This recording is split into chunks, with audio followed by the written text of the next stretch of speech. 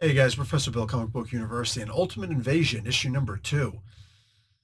I really liked this book until the very last page. Holy crap, it's like deja vu. Same thing just happened over in Hulk issue number 2. What the hell is going on nowadays, right? Issue number 2, final pages suck in comic books. What's going on? And I'm saying that the final page in this comic book was so bad for me. I'm honestly thinking about not continuing with this story at all.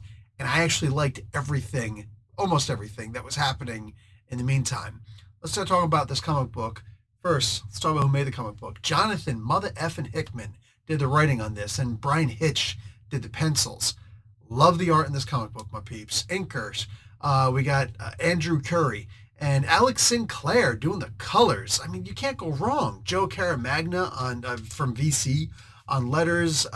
Hitch and Sinclair doing the cover art. Variant covers out there is like what, one, two, three of them. I mean, come on. You know what I'm saying? Oh my God! And you got Jay Bowen doing additional logo design. I'm messing around with you guys, but anyway, this was okay. There was a hit list basically. You got the maker, Evil Reed Richards, going around, and they gave us that quick little reminder. Hey, Earth 616 version of me, Reed Richards, would you erase me if you had a chance? And he barely even paused. He's like, yes. He's like, I'll keep that in mind. I thought that was pretty messed up, especially with what we see in this comic book, right? So this version of Reed Richards, the maker, at this point, nothing human about him whatsoever at this point. He goes off to his own universe. He starts making his own universe, and I get this is World Experiment 6160. I don't think this is the Ultimate Universe proper. I just don't.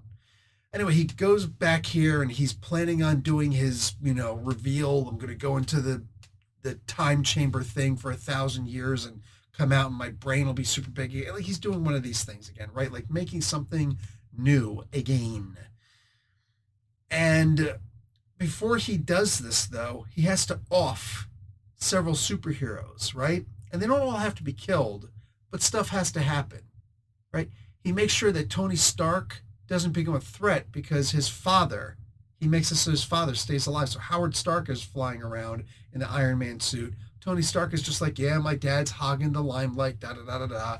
And so therefore Tony doesn't have the motivation to go off and do the things that he would normally have done, right? Instead you got Howard Stark, who's old and he's a playboy, and he's still got Obadiah Stane with him, and they're just, like they're very different in this regard. Goes and he kills Jim Hammond, so like we're going way back in the Wayback Machine, right? The original Human Torch, the android. Apparently he keeps his android brain. There's a couple little things like it's funny, he takes care of Bucky, James Buchanan Barnes. He takes care of Bucky, kills him and saves a blood sample. Robert Grayson, the original Quasar-ish, kind of, right? Only appeared for like 2 issues, but killed him, kept the quantum bands. What do you call a whole bunch of people? Oh, interestingly enough, Thor, right? Does something with Odin, puts Loki in charge, and then smashes the Bifrost. So Thor is a prisoner of Loki, has to deal with the whole Loki thing, and the Bifrost is smashed. So, like there's only but so much he can do. He's got a whole world, literally the ninth world, a whole world full of crap he's got to deal with, and that ain't fun. You know what I'm saying? I'm digging the way that he handled most of these things. He delayed the Fantastic Four spaceship by just a couple of hours, so they missed the cosmic storm. So this is a much more manageable version of the Fantastic Four. And pointedly, all the members are dead at this point, except for Reed Richards. He's controlled somehow, but the other members are gone. Handles a whole bunch of different people so that nobody's a threat anymore, including Peter Parker. The Hulk in this, they bring him back to Hulk versus Wolverine, right? Where he's this Buddhist monk type person off someplace else. He's got a bunch of hot chicks all around him. Usually he's like the super peace envoy.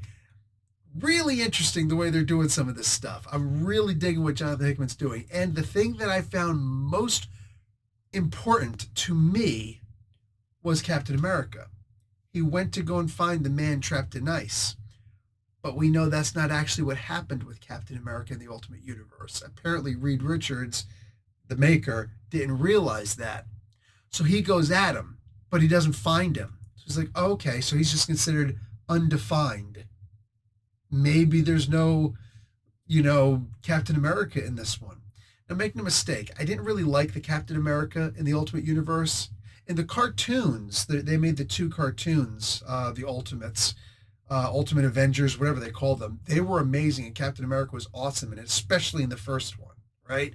Captain America was absurdly good. He was pretty good when it came to like beating up Hank Pym and stuff like that. But I mean, for the most part, Captain America wasn't a good guy. He did the whole thing with the France thing, which was funny, but also kind of a butthead thing. They had to correct that in Earth 616.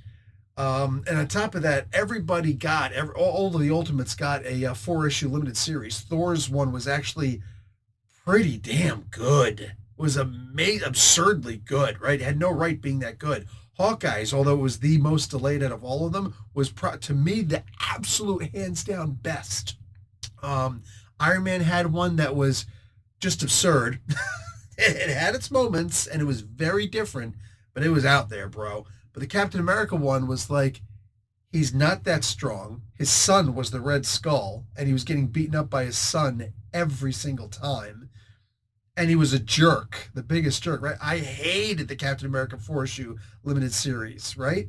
For the Ultimate Universe. It just is what it is.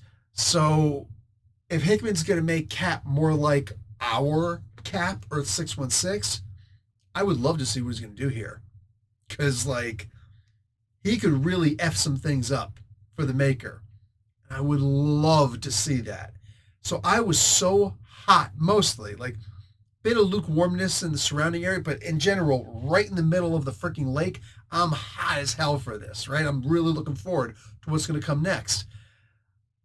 Unfortunately, some weird things started happening and a lot of questions started coming in. Now, I expected this from a Hickman, so it wasn't a bad thing. You know how the maker's got a messed up head? Well, the maker has a similarly messed up head, but not the same. I know it sounds weird, but you have to read the comic book to understand. His head right now is funked. Like, it is clucking messed up, right? And he's not able to remember certain things. And I'm digging that. So, like, here's this evil guy, the maker, who's got to piece things together to try and fix things. So, and like, he's the main character here. So you could very easily make the mistake of considering him the protagonist. And God forbid they ever made the maker a protagonist in this, right? He should be the main antagonist in every single story. But you find yourself kind of rooting for him a little bit because of what they're doing. There was a death in here, which really disappointed me, but I saw why they did it, and I saw that it was kind of cool. It is what it is. The way that he solves his problems reminds you of the beginning when he mentions to Reed Richards, "Would you erase me?" I'm like, oh, I see what you did here. But with all the questions, there was one more question that was asked at the end and answered in pretty much the same panel. And when I got the answer, I thought it was so stupid that I was like, I don't even want to read the next issue. I may read the next issue. As long as this story stays contained in the Ultimate Invasion comic books, it doesn't start branching out into other comic books and whatnot, I will just continue reading this series and see where it's going and what it's doing, right? I mean, it's Hickman. He's still doing all the white pages, not nearly as many, but there's still a bunch of white pages and da-da-da-da, like the Hoxpox series, way back in the day. But for the most part, this was actually pretty good. It's just that answer at the end, I'm like, this is the most boring thing ever, and who the heck cares? But it is putting, on the positive spin, it is putting Howard Stark in the center of things, which at the end of the day, let's be realistic. Of all the characters out there, Howard Stark is one of the few characters that neither you nor I have any idea what he's going to do next. You could speculate, but for the most part, we have zero idea what is going to happen next, because we can't predict a character who we're overly familiar with, even in Ultimate's version of them. So I think on Hickman's part, that was a fantastic idea. I'm weirded out that it was such a dumb answer, but I could see why he would do it. So I am curious to see what's going to happen because I have no earthly idea what's about to happen. And it's Hickman, which means it could be grandiose indeed, but we'll have to see.